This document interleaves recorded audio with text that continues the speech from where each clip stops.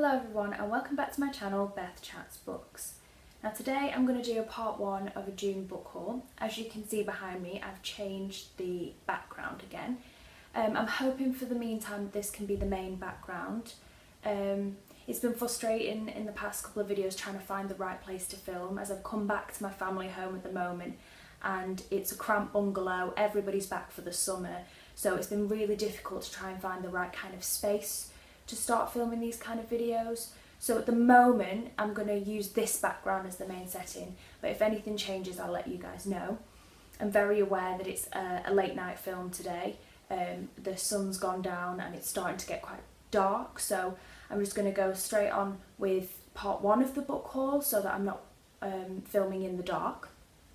So this is going to be part 1, which is going to be 7 books. There's going to be 3 parts. This is going to be uploaded this week, as you'll know when you're viewing this, it will be this week. But the other 2 are going to be filmed after next week, because next week I'm going to Corfu on holiday and I'm going to upload the other 2 after that. And you'll also notice when I upload the other 2 that it won't be with this background because it's not very good quality with the fact that it's dark at the moment. So I'm just going to get on with the book haul now. So most of these books came from World of Books, which I mentioned in the last video, which is a secondhand website, so I'll link that down below. But I'll also link all these books on book depositories, as that seems to be the most popular booktube online book buying website. So I'll link that down below, all of these.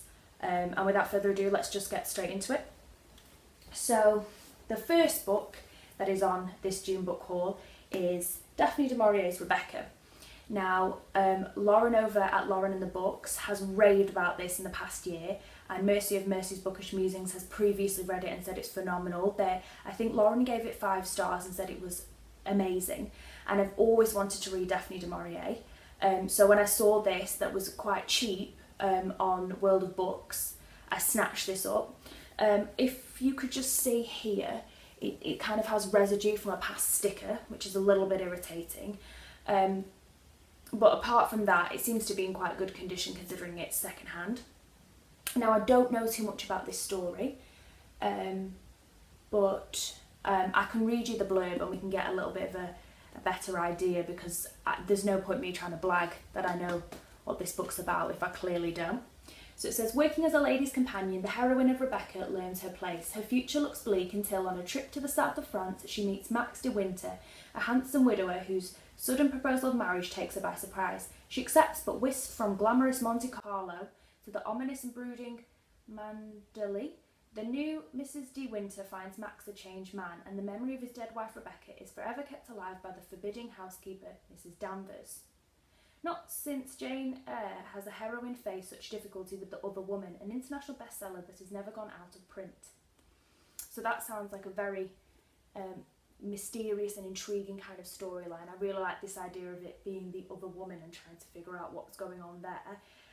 The fact that the blurb has hinted that it's similar kind of plot line to Jane Eyre really intrigues me, because I'm a very big Jane Eyre fan. So that sounds like something that'd be right up my street. And the second book I have is A Little Life by Hanga Yagenihara. I probably just absolutely butchered that, and I'm really sorry. A Little Life has been on my radar because Jen over at Jen Campbell, and all of these people are linked down below by the way, and a few others. This was on the Bailey's long list last year, and I remember that Jen Campbell had a little bit of a problem with this one. But I believe that a lot of other people really enjoyed this. It says on the front that it was shortlisted for the Man Booker Prize in 2005. So it's been on the radar for a while, but I don't actually know what it's about.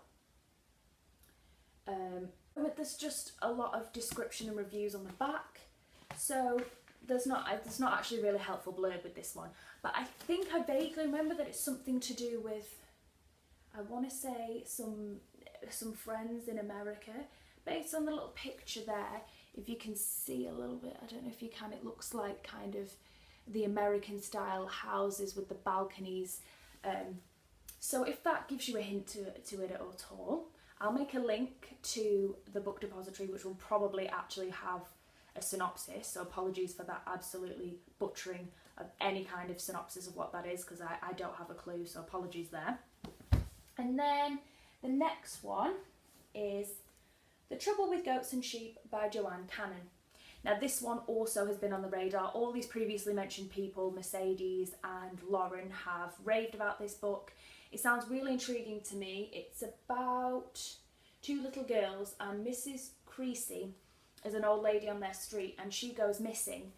And they kind of do a little detective story, and I think this is when there was a heat wave in summer 1976, so it's more of a contemporary style. Everybody says that it's really, really good, and not many people have given away a lot about the plot, and also, as you can tell, I don't really know much about the plot. Just something about they go to try and find this old lady, and then things happen, so that's about all I know about it. But it's one of those that's blown up on BookTube and everybody says you should read it, so of course I bought it. So there's that one. And then the next one has been a recommendation from my sister. So this is The Shack by W.M. Paul Young. Now, if I've said that wrong, if that was meant to be pronounced differently, I also apologise for that. And this has been something that was never on my radar before. My sister went on holiday and she recently read this and said that it was phenomenal. It's about a little girl called Missy goes missing. Ironic. And she was abducted during a family vacation, and there's evidence that she might have been murdered. And the evidence for that is found in the shack deep in the Oregon wilderness.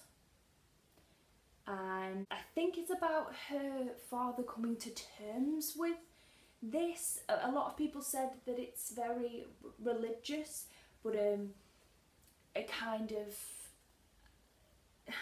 I don't know how to explain it. It's kind of heartwarming. I don't know. It makes you go on some kind of philosophical journey. I don't know much about it. I will link it down below.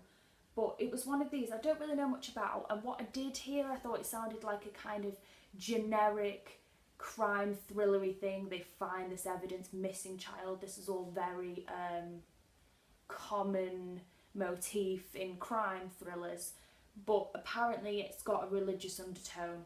So I will review this and give you a better review of this once I have read it. But as you can tell with most of these, I am pretty much just blagging what I know about these moving forward. So apologies. As I get better, these whole reviews will get a lot better. At the moment I'm just winging it because it's dark outside and I don't really want to do heavy editing and I just want to get on with it. So apologies for that. But let's just carry on, shall we? And then the next one is Sebastian Barry's Days Without End. Now this has been going around. My mum personally gave me this one, and it was funny because when she gave it me I didn't think much of it and I just kind of put it in the cupboard and moved on. But then I realised that this is a really interesting book because it's kind of about a gay relationship. So I know that a lot of negative reviews have been going around about the fact that this has been sold as a kind of war novel, and it skims in the synopsis, it skims over the kind of LGBT themes throughout it. So I'm just going to read you the synopsis so you can kind of understand what I mean. So it says, after signing up for the US Army in the 1850s, aged barely 17, Thomas McNulty and his brother-in-arms, John Cole, fight in the Indian War and the Civil War. Having both fled terrible hardships, their days are now vivid and filled with wonder, despite the horrors they see and are complicit in. Then when a young Indian girl crosses their path, the possibility of lasting happiness seems within reach, if only they can survive.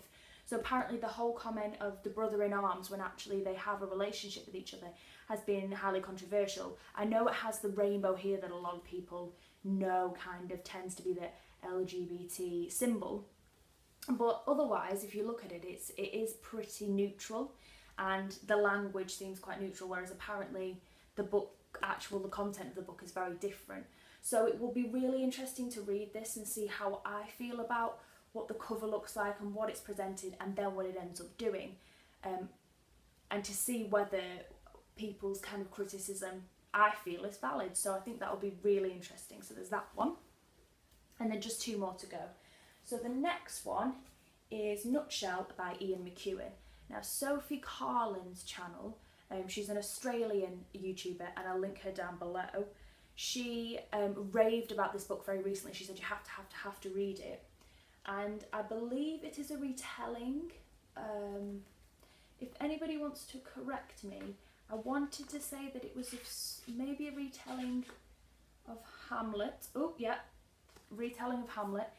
But it's quite interesting on the blurb. It's about Trudy has betrayed her husband John, and she's kind of hatching a plan with his brother Claude, I believe. But it's interesting because apparently the whole book is from the perspective of her unborn fetus who's hearing all these plans. So it sounds kind of wacky and weird. I'm a massive Ian McEwan fan. I've read Atonement and I have read On Chesil Beach, which were beautiful. And I never really anticipated this kind of book from him, because when you read those two, I would have categorised him previously as a historical fiction kind of writer. And what this shows is a lot more sci-fi, a lot more kooky and out there.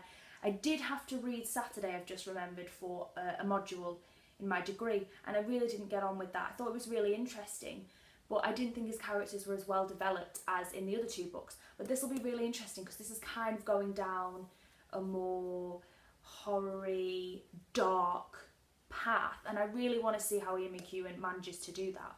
So there's that one, and then the final one that I have for this book haul is Harper Lee's Go Set a Watchman. Now, most children, American, British, international, will have read Harper Lee's To Kill a Mockingbird, which is one of my favourite books. I think it was beautiful. And then since this came out, it's always been on my radar. I've been put off for the reason that apparently in this you end up falling out of love with the father in it. This is really embarrassing because I always remember his name, and then the minute I film I forget his name. Atticus Finch, that's it.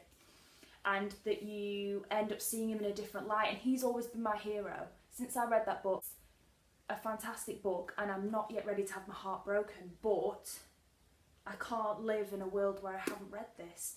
So I felt like I had to just grow some girl balls, buy this and read this. So I'll let you know how I feel about it.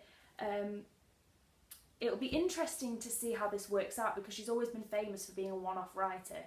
So it will be interesting to see how this second novel kind of works out and how your opinions of the characters change and things. So I will keep you updated, and I probably will do a review of this one, but I will let you guys know.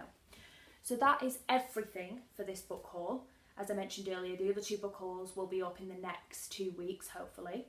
I'm also thinking of maybe doing a blog thing while I'm away in Corfu. So if you'd be interested in that, let me know. I was thinking of doing kind of a reading update.